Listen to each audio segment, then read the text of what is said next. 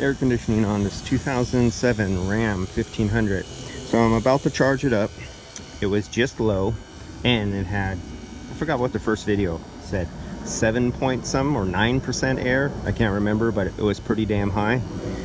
So I knew whoever worked on it before should never be allowed to work on cars again. Whatever shop that was, and they're complaining about the AC not working right. Well, let's see if we could get the AC right by filling it up by weight and 0% air in the refrigerant. So right now, as it stands, the dash temperature where my temperature gauge is 84 degrees, and we can see the ambient temperature. Here's the thermistor right there taking the temperature of ambient. Engine's not running. Our ambient temperature is 71 degrees, 84 degrees, and I'll show you exactly where I'm taking the temperature from. Vehicle's not running, but it is sitting here, and you can see the sun is heating up the cab. You can see the sun hitting the dash, heating up the plastic. So that's why we have 84 degrees, 12 inches back down inside the duct there. This has been sitting here for a few hours. So let's charge it up, and I think it's 730 grams. This is a 4.7, 728 grams, 730 grams. So let's zero this out. 170, 0, good. All right, let's close off the vacuum. We're down to 700 microns. This was never opened. I didn't open it. There was no repairs. Just some hack worked on it before, introducing air and probably lots of moisture. So we are going to, let's see if I could catch this all in one frame. We're going to turn off the vacuum. I got the low side closed. I got that, turn off the vacuum right there. See that jump a little bit? It'll stable out. The high side is open. Let it stable. We zeroed out the scale. We know the scales worked because I sat this on the scale to measure, and then it zeroed out again, so we're good there. And now we'll get our 730 grams. 1, 2, 3. And we're off to the races. Don't let any boss or anybody tell you you have to start up an engine and squirt refrigerant in and keep it sucking it in and stuff. They don't know what they're doing. If your boss cannot teach you how to properly charge up a vehicle without ever running it, fire your boss and go look for somewhere else where they'll train you properly. And try to educate yourself. Go to MACS and do some self-education. Okay, I'm gonna choke it off here a little bit. There we go. 700 and 720. I'm gonna stop right there. Hey, why didn't you move? There we go. All right, so I'm gonna choke off turn off the high side.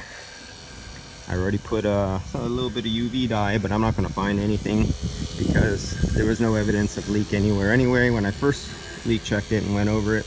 This is for precaution. For a year or two later, if it develops a leak, then we already have dye in it and it'll help us look. And of course, I have my sticker right there indicating that it has trace dye in the system for the next technician who looks at it, if it's not me, making his job easier and faster. So we got refrigerant in the system. Let's start it up. And as you can see, the dash temperature is still 85 degrees. And the temperature of our clamps, I have the temperature on the discharge of the condenser. This is supposedly the liquid line out. And this is the high pressure discharge of the compressor coming right here. So this is a gas that's hot vapor. And we come out supposedly liquid at the bottom. And I'm taking the temperature of the evaporator right out of the line coming out of the evaporator before the accumulator, not after the accumulator.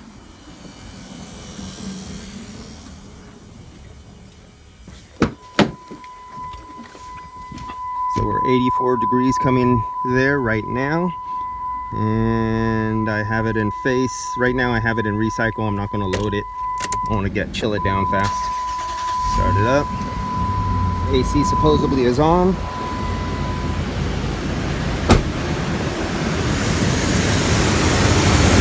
And yep, we're on.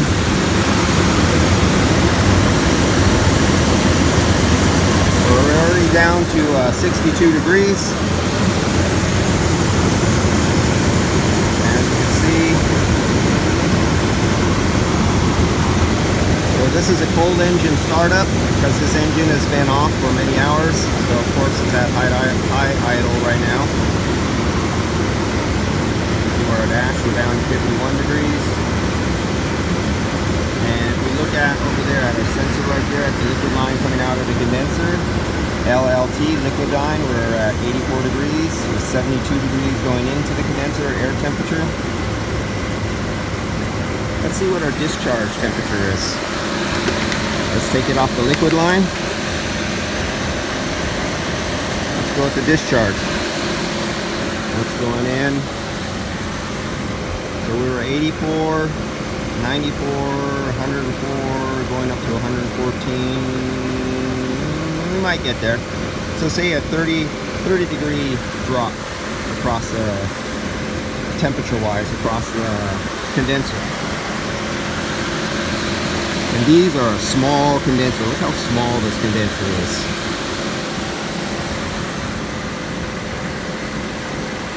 Alright. We'll have a good little shop story about a shop who was a mechanical shop, but they were doing some body shop work. And he was dealing with a company who was taking a long time getting back to him to give him approval on doing a small front end hit on a car. It was only going to be about $2,000 or $3,000, and they kept taking like a week and a week and a week, multiple phone calls, multiple emails, and not responding. And then when they would respond, they said, "Oh, we got to get this approved by so and so," and then they would ship them back something and say, "Hey, we don't approve these procedures and this," and he says, "Oh, then the car's not getting done. You need to approve this." And he would send them something back. He's not negotiating because that's what it takes to do the job. And then they call back a couple weeks later and say, "Is the vehicle ready yet?" And he goes, "No, you never approved, and it's sitting here at $200 a day, accumulating stall fees, you know, just for being storage." And they still didn't get it done. So the end of the story is they kept saying to get it approved, they now have to ship it off to another supplement claim department. And that was his last conversation in the email, everything in writing, and that took 2 weeks. So for 2 weeks the car was accumulating more storage time at $200 a day. And then they came back and finally said, "Oh, okay, we'll do this and do that, and we'll let you have it, or will you give us a break?" They wanted him to work, he's a mechanical shop here in the San Francisco area. They wanted him to work for $75 an hour for his shop labor rate. He goes, "Dude, that's okay for, you know, now that's okay if you're maybe, I don't know, some little farm village out in the middle of Oklahoma or at the Appalachian Mountains where you have a population of 15 or something like that, but not here." And so the end of the game was, "Guys, come, I'm not working on your vehicle, come pick up your car, cut me a check for storage, get this piece of shit out of here." And the storage accumulated to $8,000 in storage. That was initially somewhere about a $2,000 to $3,000 repair job. So they ended up, this is California, they ended up cutting him a check for $8,000. And then whatever diagnostic time and tear down and everything like that was almost another $2,000, and get it out of here. And they sent the tow truck down from another body shop who had to cut him a check for another $2,000 just for the privilege of towing that car the hell out of here and repairing it at another shop. Don't fuck with mechanic shops if you're an insurance adjuster.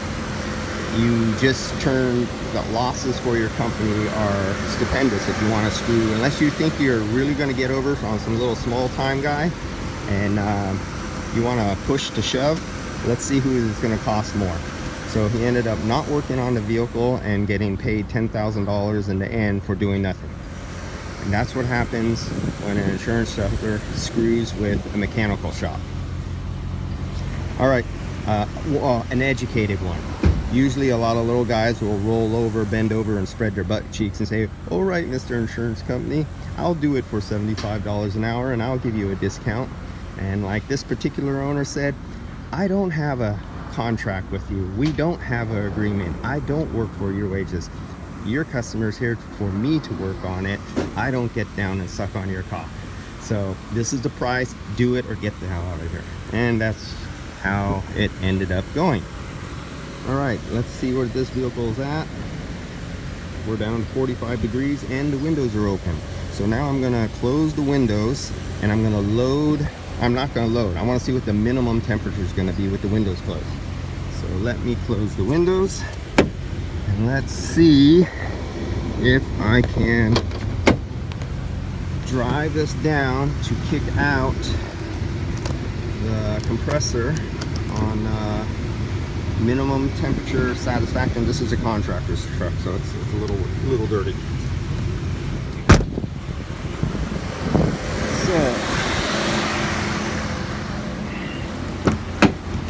this one, because with the windows open, it was kind of like hanging there at 45 degrees, not getting any colder. Oh, lost the screen. Let's see.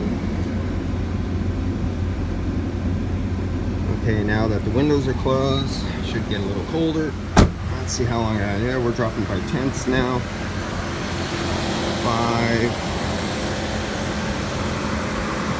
4. So with the windows closed, it's dropping by the tenths. Let's see where we're at here. Oh, we timed out.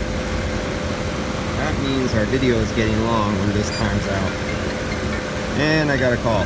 All right, guys, I'll come back to this one. Before I disconnect, let's see if I can get you some updated temperatures and pressures after it has stabilized.